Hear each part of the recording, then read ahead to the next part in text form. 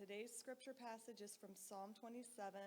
It's 1 through 4, 8, 10, 13 through 14. So you are invited to turn there, or you can follow along on the screen. The Lord is my light and my salvation. Whom shall I fear? The Lord is the stronghold of my life. Of whom shall I be afraid? When the wicked advance against me to devour me, it is my enemies and my foes who will stumble and fall. Though an army besiege me, my heart will not fear. Though war break out against me, even then I will be confident. One thing I ask for from the Lord, this only do I seek, that I may dwell in the house of the Lord all of the days of my life, to gaze on the beauty of the Lord and to seek him in his temple. My heart says of you, seek his face. Your face, Lord, I will seek. Though my father and mother forsake me, the Lord will receive me. I will remain confident of this. I will see the goodness of the Lord in the land of the living. Wait for the Lord, be strong and take heart, and wait for the Lord. This is God's word. Amen. I emailed that passage to Miriam in the week. I texted to her, and she texted back, said, "What a great passage, isn't it? Don't you agree? Fantastic passage." And of course, we chose this passage because of who put the pen to paper. Who was it? David, just like the second song we sang this morning. And this is the man whose life we are considering in our sermon series. And I want you to keep that passage in mind as we walk through this particular episode of the man's life. Who was David, for the sake of those who haven't been with us for the whole way? David was an extraordinary man. He was born into a family of shepherds, and he became king over all Israel, believe it or not. Probably Israel's most glorious, most powerful king in their history. He lived about 1,000 years BC, so this is about 3,000 years ago that we're talking about. And here we are talking 3,000 years later about the events of a single man's life. Now, don't you find that extraordinary? Do you think 3,000 years from now people will be talking about your life? Probably not. So David is a pretty extraordinary case, an exceptional case. His life is remarkable. And as a way of introducing our passage of Scripture for today, I was thinking of this. Every now and then, somebody in my life who is having a particular challenge or a particular struggle with their family, and just about everybody has a struggle with their family in some way, shape, or form at some point in time, these people will look around, they'll look at somebody else who lives in their neighborhood or maybe another family in the church, and they'll kind of make the halfway, comical remark to me, "Man, why can't I have a family like that? That family's got it all together. That family's perfect." And of course, they know better than that. And the reality of it is no family is perfect. You just don't know what's going on behind the closed doors at home. You don't know who's struggling with what. And sometimes I'm privy to information, I'm thinking, if you only knew. I wish you knew. Because they are facing challenges just like you are. They're just different challenges. And you probably wouldn't want to swap if you knew. Maybe you grew up in a very dysfunctional family. Or maybe you've got one right now. And I guess at the outset of this message, I would like for you to know that that doesn't make you weird. And it doesn't make you alone. And it does not in any way disqualify you in a certain way. Because every family has its own dysfunction. And in fact, today we're going to look at the dysfunction in the family life of this man who we just described for you. And there was plenty of dysfunction, so much dysfunction that you're going to look at it and you're going to think, "Oh my goodness, I didn't realize all this about this man." And as we look at the fabric of David's family life as it plays out through the chapters that we're surveying today, I want you to keep one thing in mind. Are you ready? Here's what I want you to keep in mind. That God chose that family as the family through which his own son Jesus would make his entrance into the human race. Out of all the families, why didn't he choose a perfect one? Because there aren't any. And this one, least of them. There's serious dysfunction going on there, and you're going to see this dysfunction, and you're going to scratch your head and say, "God, you must not have known all that was going to take place." No, wrong. God did know, and that's kind of the point. Now, I will tell you that this is going to be our final message in this series on the life of David, and I'm going to miss David. I will tell you that I got to know him much better through this series, and I have benefited from it, and I hope you have as well. But we are going to we're going to cover a sweep of events that covers a span of 7 chapters in 2 Samuel this morning. So we have a tall order. So we're not going to go very deep into any of the details, but we're going to survey major events and try to draw some applications. Now, these events are recorded between 2 Samuel 13 and 2 Samuel 19. So here we go. Strap it on because we're going, okay? We're going to fly. We're covering a lot of ground in a very short time. Now, we saw at the end of last week's message that God had told David that certain kinds of problems were now going to infest his family as the result of certain choices that he had made. And immediately our minds go to, oh yeah, the Bathsheba choice. Oh yeah, the choice pertaining to Bathsheba's husband Uriah and having him killed and all that. Yeah, but there were more choices in his life than that brought struggles and problems into his family. And we start with the fact that David was a polygamist. Okay, fancy word for saying he had a whole bunch of wives. Okay? Now, it's so easy to read the Old Testament and think God didn't really care about this because he never comes out and speaks in a very direct way about it. The message about polygamy is just a little bit more subtle in the Old Testament than we would like it to be sometimes, but it's there. And basically, the subplot is always this. Polygamy was always a huge catastrophe. It never worked. It always had problems. But often, polygamy was practiced in that era, in that part of the world, because it was practiced largely among people who were influential and powerful, like kings or sheiks. And largely because you were deemed successful by the number of progeny you had. So the more wives you have, the more children you have, and the more male children you have. So the more protection there is for your future power and authority and position in the world because you've got all of these sons. Okay? And so kings would often have many wives for this purpose. Besides, the infant mortality rate was so high. So to have an heir that would survive, often it was about multiplying male children, sorry women, so that your line would be extended. This is just the old world. Okay? Not to mention the fact that kings would often take more than one wife as a way to seal treaties with other kings. In other words, the king of so-and-so would give in marriage a daughter to the king of so-and-so so that the treaty would be upheld.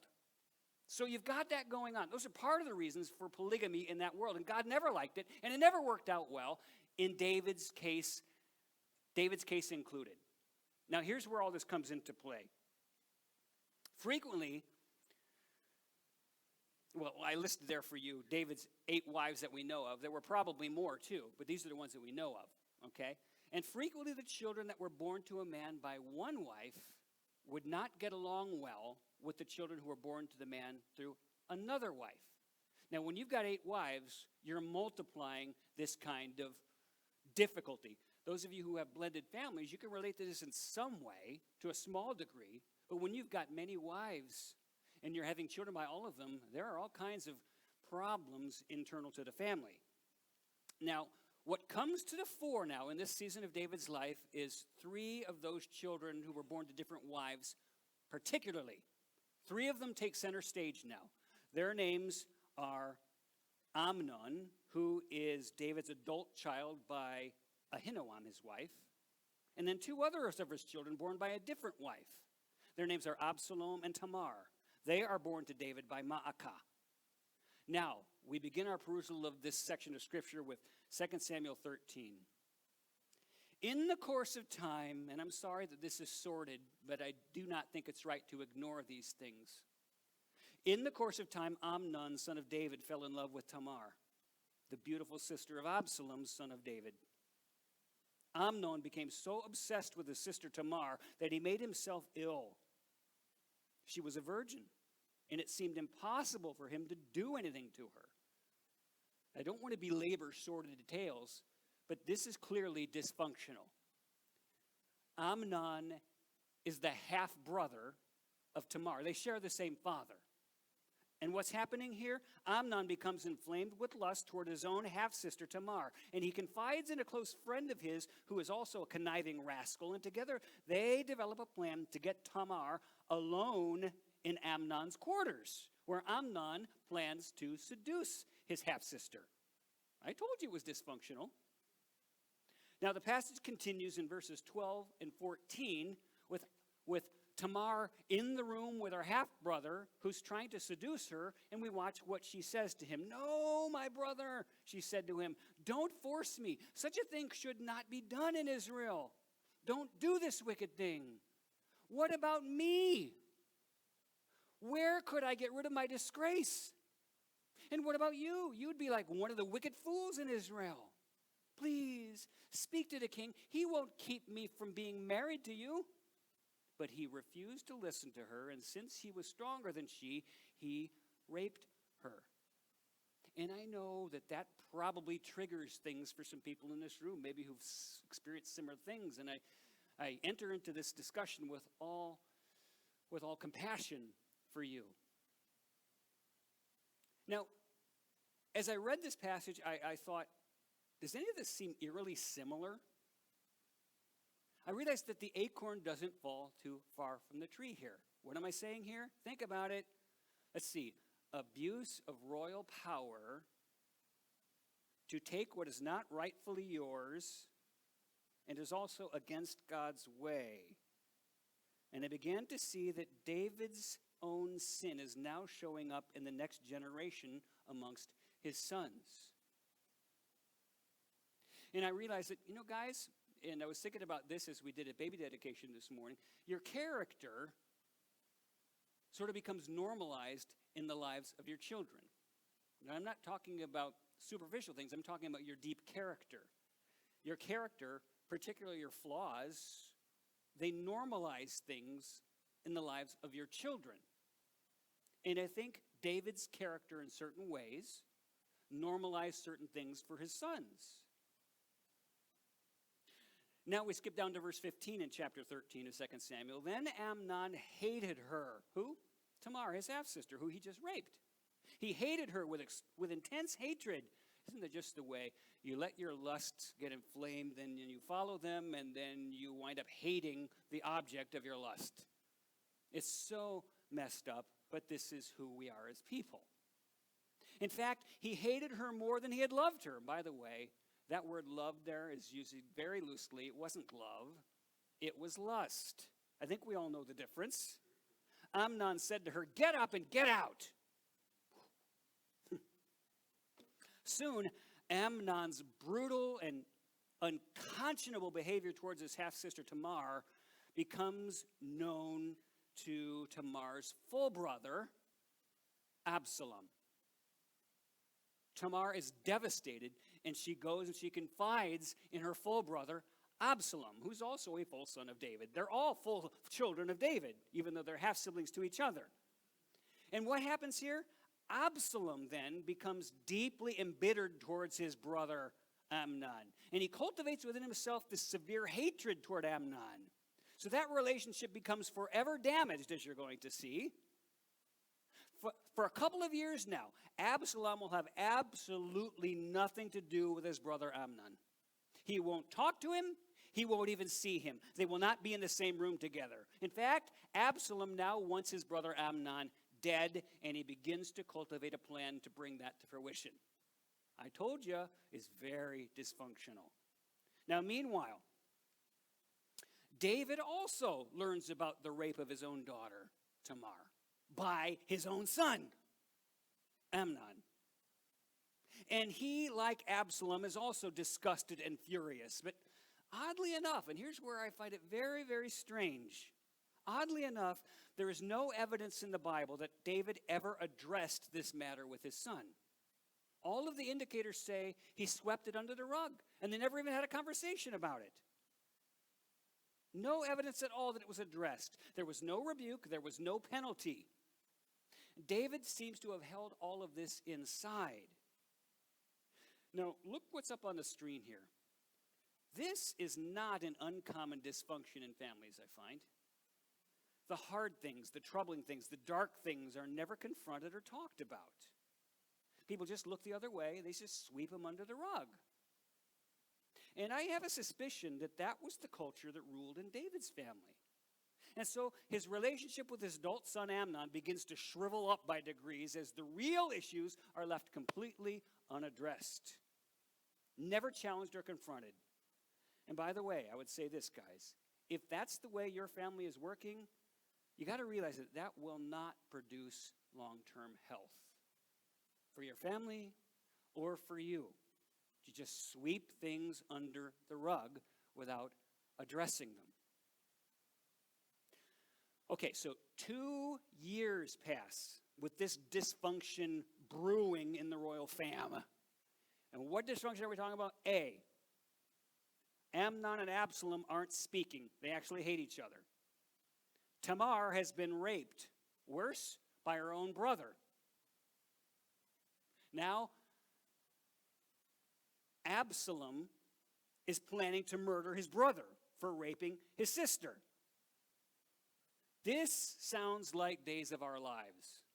This sounds like, you guys remember the old Jerry Springer show? Is that still on anywhere? I don't know. This is what this is like. This is crazy family stuff. So now, finally, time passes, and Absalom seizes the moment to enact towards his brother Amnon that which he has been brewing for a couple of years. It's sheep shearing time. As I've told you before, sheep shearing and harvest times were always times of big parties in that culture. And so Amnon is having his sheep, they're being shorn, and he throws this huge party, and he invites all of his brothers, and there are many of them because there are so many wives and concubines. And what's surprising is he even includes Amnon on the invitation list, and Amnon shows up. Now, here's what happens in chapter 14 of 2 Samuel.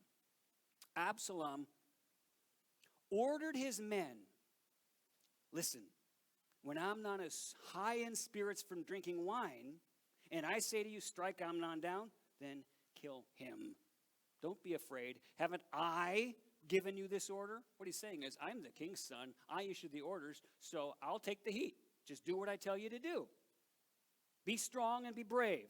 So Absalom's men did to Amnon what Absalom had ordered. And I was thinking about this too. Okay, imagine that. A bunch of guys at a party, a lot of drinking going on, and somebody gets hurt. Oh, imagine that. How many times do I have to hear about an NFL player getting into an altercation at 2:30 in the morning at a strip club, drunk? When are we going to get it? Okay, it's so trite. Are you kidding me? Well, here it is. Amnon gets drunk at the party. He gets murdered. Absalom executes the plan and has now had his own brother murdered. Now, word reaches David that his son Amnon is dead at the hands of another of David's sons. And David is grief-stricken. Amnon, my son, cut down in the prime of his life. And what's worse, this happens at the hand of his own brother. David has so many regrets as it pertains to Amnon, it's not even funny. He has so many regrets, things that were never spoken, things that were never addressed. And now he's gone. Things will never be discussed. And now, what is David to do with this other off-the-rails son of his? Absalom, who's now going around murdering his siblings. It's getting nuts. Now, Absalom, after murdering his brother Amnon, runs. He seeks asylum under a foreign king in a region that is known as Geshur. Now I thought, you know what, there's symmetry going on here too. Do you guys remember a couple decades earlier when another young man was fleeing from a powerful king who wanted his life? And he fled to a foreign country? And he put himself under the protection of a certain king whose name was Achish? There's symmetry going on here. Huh. So let's tally up the trouble to date for David, okay? First of all, David had lost one son as an infant. You remember that child? That was the one who was born of the adulterous affair with Bathsheba. That child died. He lost one son there. Then, after having raped his sister, a second of David's sons is murdered by yet another of his sons, Absalom. And now that third son, Absalom, is estranged from his father. Wow. Things are going crazy. David's family is imploding. And how is David's heart feeling about all of this? It is just throbbing. It is just aching and bleeding. The loss is overwhelming for David. That which the prophet Nathan had come and prophesied to David was indeed coming to pass. Do you remember the prophecy? The sword, David, will never depart from your family. Oh my goodness, if this isn't happening. Now we drop in on chapter 13, verses 38 and 39. After Absalom fled and went to Geshur, he stayed there 3 years, and King David longed to go to Absalom. I don't want you to skip over the word longed there. What's going on in the heart of David? Can you hear his agony? For 3 years, his son Absalom lives abroad and has absolutely no contact with his estranged father David. David has a complicated emotional cocktail going on inside. It's a combination of hurt and anger and longing, feelings of loss, all regarding this estranged son, Absalom. He's yearning for Absalom, and yet he cannot bring himself to initiate and extend the olive branch to Absalom. Can you imagine the complexity of the emotions David is experiencing during these years? Look, guys, he's your son. But he's also a murderer. And he has murdered your other son. How do you work this through? Don't ask me. But this is what David is having to sort out. So, one day, David's chief military leader, does anybody know his name? Joab. Joab observes the agony that David is living, and he says, I'm going to try to help David over the hump as it relates to his son Absalom. I want to do things so David gets off the dime here. Verse 1 of chapter 14. Joab, son of Zeruiah, knew that the king's heart longed for Absalom. So what does he do? Joab devises a plan to get David over the hump and make peace with Absalom. And he wants David to invite his son to end his exile and return to Israel. In other words, there's a stalemate going on. He wants David to take action and extend the olive branch. And the plan actually works. Now, if you read through 2 Samuel 14, there's this elaborate story that unfolds there, and it's all Joab's plan. I would just simply tell you that the plan works, and David consents. David says, okay, Absalom, I am sending you then to Geshur to extend to Absalom the olive branch. I want you to issue to him an invitation to return home. And guess what? Absalom comes home. He ends his self-imposed exile and comes home because his father has extended the olive branch. Now, here's what's weird about it. So confused and so complicated are David's feelings about all that has happened in his soap opera family that he forbids Absalom to have any direct contact with him, even though he is now living just down the street. And for 2 more entire years, now we're up to 5 years, David will not even have a conversation with his son Absalom. He will not go to see him. He will not tolerate Absalom coming to see him. There is no communication, even though they're just down the street from each other. This is dysfunction. So finally, after 5 years of this, Absalom gets fed up with this icy arrangement, and he forces the issue. Absalom forces Joab through a crazy incident, which I'll let you read about on your own. There's no time to talk about it. Absalom forces Joab to go to King David and say, your son wants a meeting with you. And so it happens.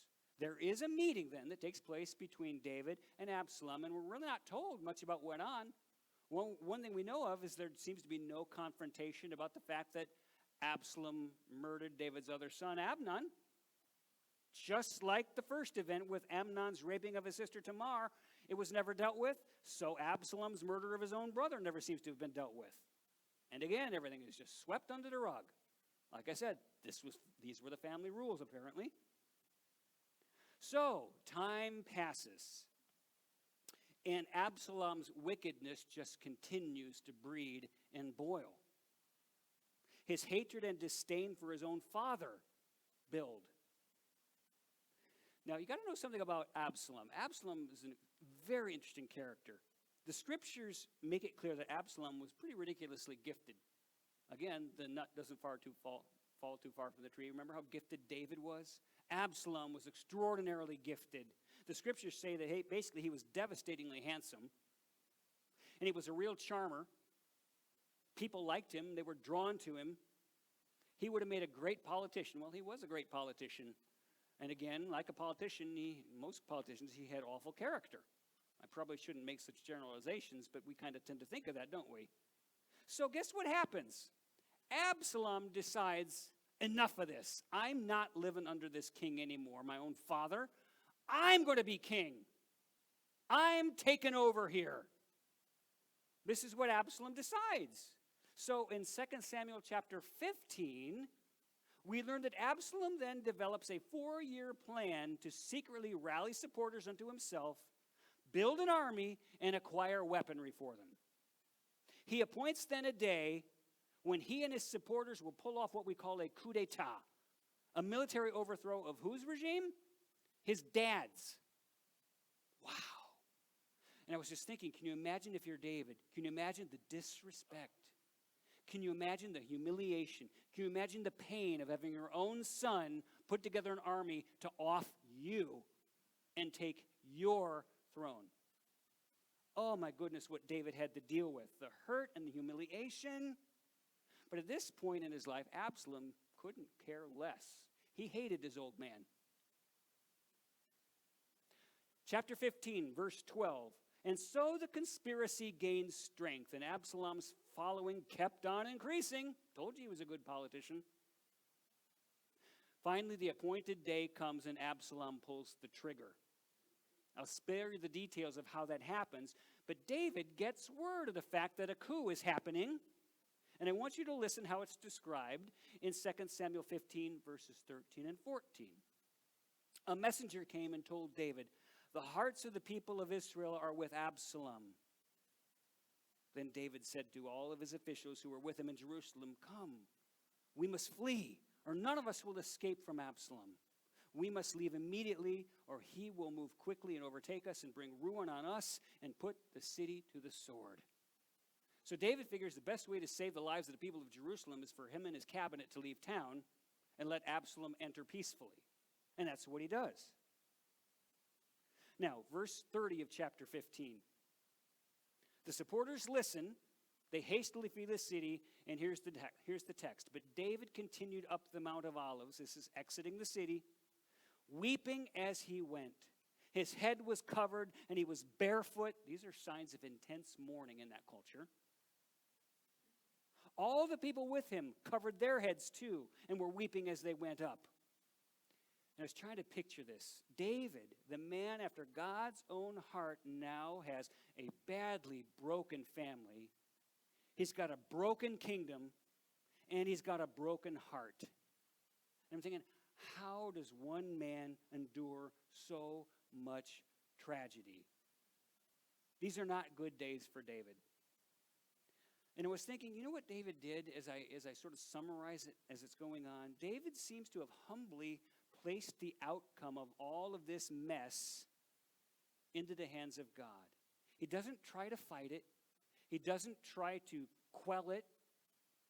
He humbly puts it in the hands of God and trusts God to do what deems best to him. Now, what happens next is Absalom and his army show up in Jerusalem just after David and his cabinet leave town. They march in, and Absalom decides that he is going to further humiliate his power and stake his territory. Do you remember a prophecy about David's own wives being taken and slept with in public? Guess what Absalom does?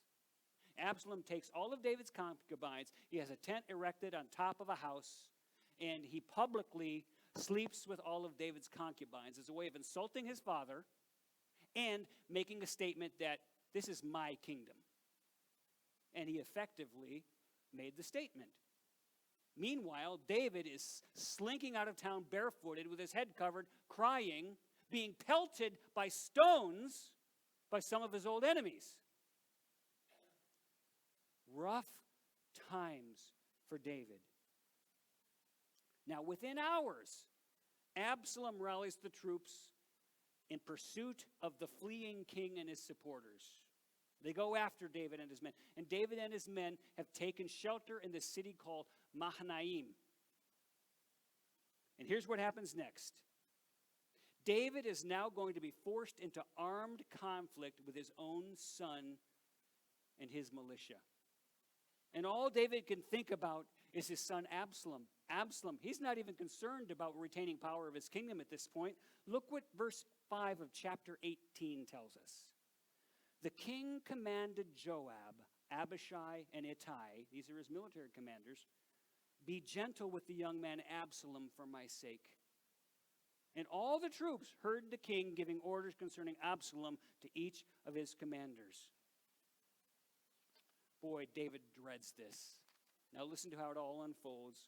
Verse 6, David's army marched out of the city, Mahanaim, to fight Israel. That's Absalom's troops.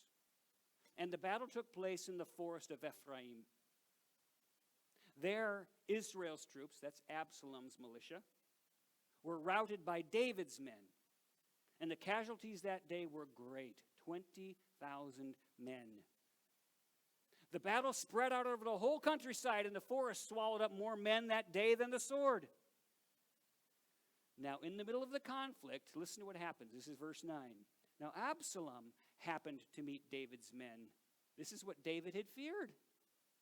He was riding his mule, and as the mule went under the thick branches of a large oak, Absalom's hair got caught in a tree. By the way, the scriptures make a big deal about this head of hair that this guy has. This was his pride and joy. Apparently, it was extraordinary, and he was so vain about it. Now, here's what happens. He's riding his mule in battle. Of course, they didn't have armored tanks. You know, a mule was probably a jeep, okay? And as he's riding his mule, and he passes under the low branches of an oak tree, and it snags him by the hair, and he can't get free. That's how thick this head of hair is for his. Now, look what happens. He was left hanging in midair while the mule he was riding kept on going. Now, remember what David's orders were? Spare the young man. Be gentle to the young man for my sake. Well, despite David's orders, his military commander Joab believes that he knows what's best for both David and the country. He says, I'm not following that order. I'm handling this my way. And here's what happens. Joab, quote, took 3 javelins in his hand and plunged them into Absalom's heart while Absalom was still alive in the oak tree. And 10 of Joab's armor bearers surrounded Absalom, struck him, and killed him. Now there should be rejoicing in Israel, don't you think? The rebellion has been successfully crushed. But when the news of it is brought to David, he can't think about victory. All David can think about is, what's happened with Absalom? What's happened with Absalom? Is Absalom okay? Is he all right? A messenger brings the news to David, the news that David has been dreading. Absalom is dead. Absalom is gone. Here's how it goes down, verse 33 of chapter 18. The king was shaken. He went up to the room over the gateway and wept. As he went, I cannot read this without just aching with David. He said, oh, my son Absalom, my son Absalom. If only I had died instead of you, oh Absalom, my son, my son. But in all of this function of the family, in all of this slop and this mess, all of the loss and the pain, one thing I observe is that David humbly took the blows. And he clung humbly to his God. And here's how I would like for you guys to remember this man, David. When all was said and done, David loved his God. Not flawlessly, as we have seen, but resolvedly, passionately. And even when David failed miserably, the needle of his heart always came back to true north. I'm just wondering, is that true of you? No matter what life will bear for you, the hard things, the good things, your own mess-ups, your own periods of rebellion, will that needle come back true north? Because this is what describes David best to me. This is why David is a man after God's own heart. And I want to read to you just a brief excerpt from a book called Walking with God Through Pain and Suffering, which I am recommending to many of you. Matter of fact, I would recommend this to all of you. And here's how we begin to draw this together. Here's what the book says. There is one thing that is immutable, guys. It is God, His presence, and His love. The only love that won't disappoint you is one that cannot change, that cannot be lost, that is not based on the ups and downs of life or of how well you live. It is something that not even death can take away from you. God's love is the only thing like that. Not only can your poor performance not block it, but even the worst possible circumstances in this life, sudden death, can only give you more of it. What is so certain and solid that even death can't make the slightest dent in it, but only enhance it? The love and presence of God, the beauty of God, the face of God. And guys, this is what David understood. This was the anchor of David's life. And my prayer is that it would be the anchor of your life as well. Now, sometime later, near the end of his life, and here's where we close, David wrote a song, the text of which is included in the Bible in 2 Samuel chapter 22. And these lyrics are part of the song, beginning with verse 29 in that chapter. Here's what he said. You, Lord Yahweh, are my lamp.